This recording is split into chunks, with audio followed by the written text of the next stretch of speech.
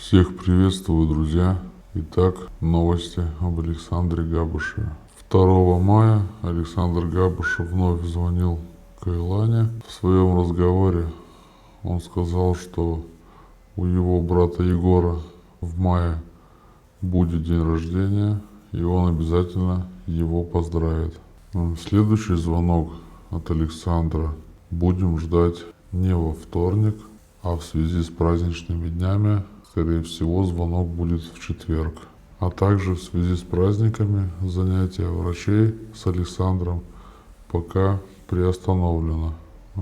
А также после праздников, после 10 мая, врачи должны сделать свое медицинское заключение. Делитесь этим видео и подписывайтесь на канал. Всем удачи!